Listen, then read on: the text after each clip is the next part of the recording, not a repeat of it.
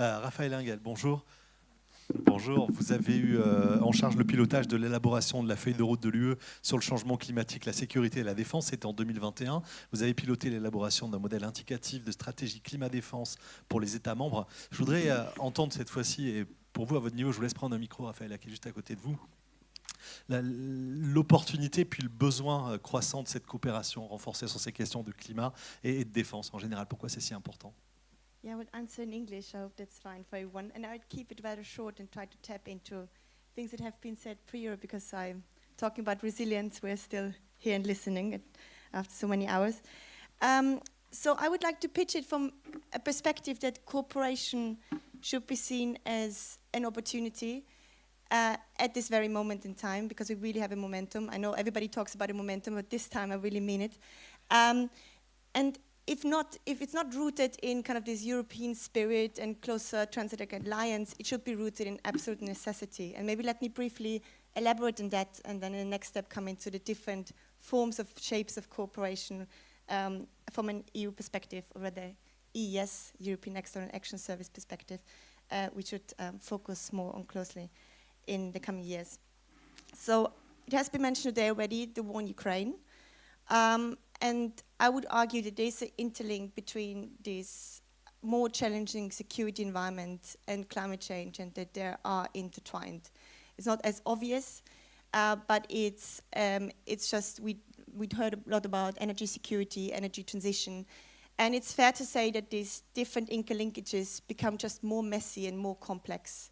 And it's very difficult to just focus on one sujet alone and then move on to the next, but we have to address climate transition. We have to look into access to raw and critical material. Then we have to look into where do we get access, how do we get access in these regions. We're in the midst of geopolitical competition, but also security. How can we ensure that this is in an area where we might need also a security military presence? This is linked to humanitarian aid, to development aid, to migration, and now we're immediately back at security again. So it's really kind of this constant loop which is quite challenging to address. And it's our understanding that no member state alone, not in the EU alone, can address any of these challenges. So that's, I think, is a kind of starting point. With regard to defense, I think it's quite clear. Armed forces will need to invest more, but at the same time, in a way that acknowledges and fully incorporates all the impacts of climate change and environmental degradation. And I think in practice, this might be quite challenging, because the most obvious way is, yeah, you want to cut carbon emission, then let's reduce the armed forces or get rid of the stuff we have, or kind of this. Also, when you look at the overall European Green Deal objectives and how member states commit to net zero, I think the armed forces are kind of an obvious way to look at, because you can make quick fixes by kind of looking into their carbon footprint. So I think it is obvious, but at the same time challenging. And we talked a lot about innovation already, and cooperation and technology. And I think this all comes down to can member states alone afford to do all that, and also feeds into this bigger question about European independence, European sovereignty, however you want to call it, European industrial market, defense industry. So I think we are very quickly entering very sensitive discussions, but I think necessary ones. So when it comes to particularly to the armed forces, I think there are also several issues where there's no easy answers to find. We talked a lot about mitigation without affecting or hampering operation effectiveness. About energy transition and all the kind of the spillover effects this will have on operational aspects, such as logistics, supply chains. I think the previous panel kind of raised a lot of important points in that regard. But also when we talk about renewable energy sources, there are new threats, hybrid nature when it comes to critical energy infrastructure, like renewable energy sources. A lot we need to look into more closely. There was recently a study by the European Defence Agency in the Joint Research Centre on that issue. So I think that is a huge list of issues, and not just related to energy transition and decarbonization, but also footprint assessment or data gathering has been mentioned.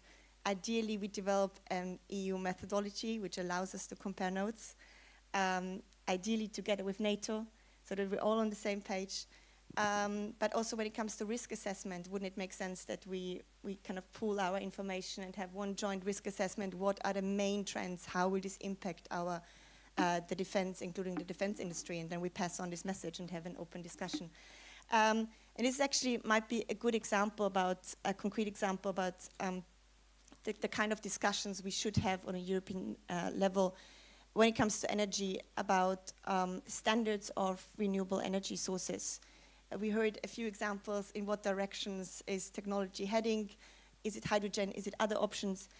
Maybe we should discuss this again together with, if possible, with NATO, but certainly together with European defense industries to kind of see this is more or less the way we are heading, to provide some kind of guidance on national level, but also beyond that. So there, yes.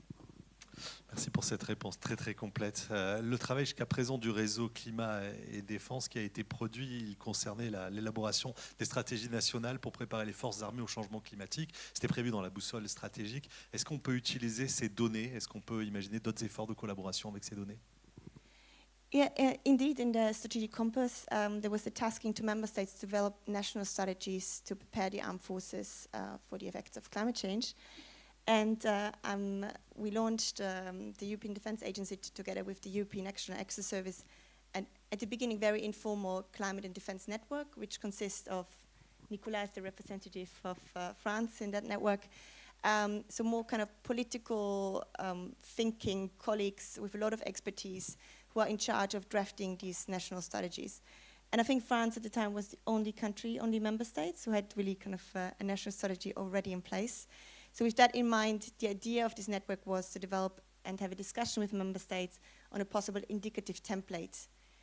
Again, with the aim that we address certain issues, which allows us to compare notes, ideally find collaborative opportunities, and also on the way ahead that we are more or less heading in the right direction. And actually France will tomorrow host the now 5th meeting of the Climate and Defense Network. So thank you very much for that. And and I maybe have an opportunity to come back to this, but in the recently adopted joint communication on climate change, security and defense, it's a short title, adopted by the College, so all commission cabinets had to agree on the document. It's quite a tiring process.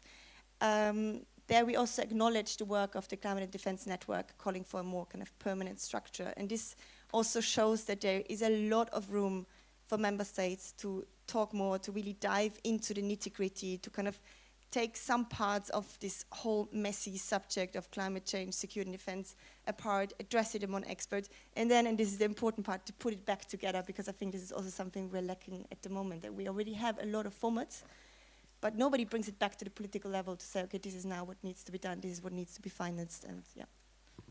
Qu'est-ce qui a été annoncé le 28 juin dernier dans une communication conjointe sur le changement climatique, la dégradation de l'environnement, la sécurité et la défense?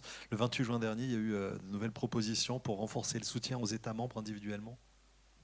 Yes, it's the joint communication I just very briefly mentioned.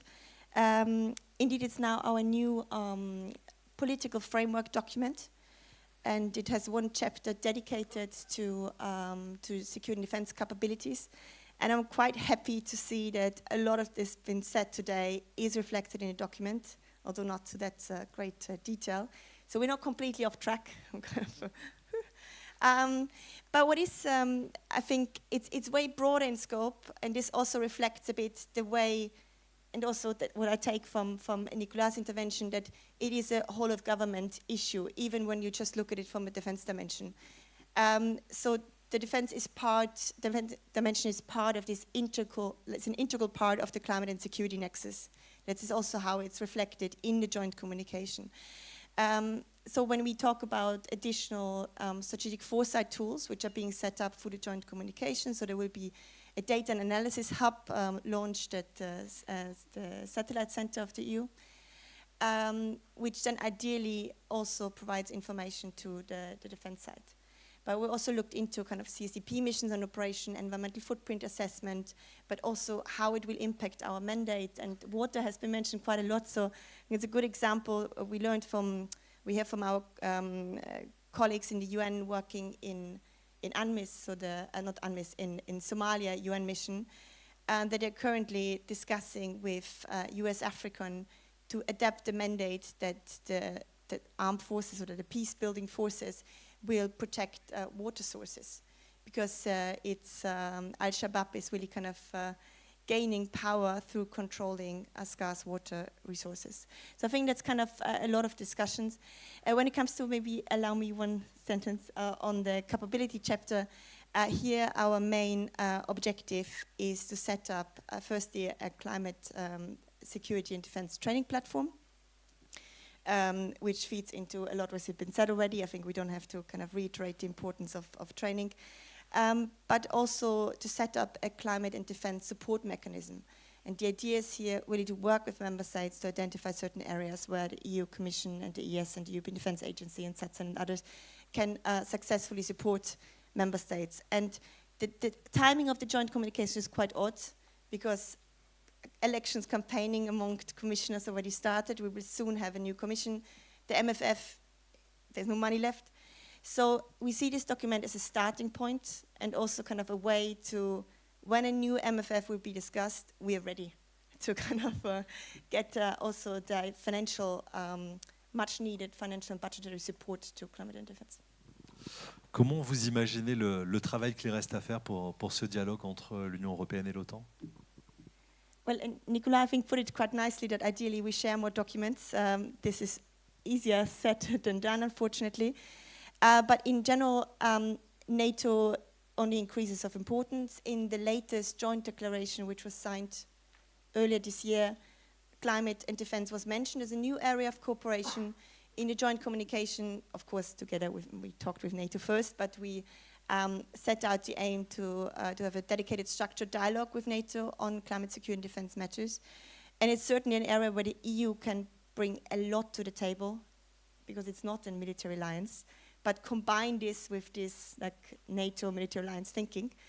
And here I see also a huge role of member states, because talking about information sharing, it's quite tricky between EU and NATO. But the majority of NATO members are EU members, so if they would just start sharing the documents among themselves, which is not happening at the moment, that would already kind of, I think, enrich the discussion on both sides. But yeah.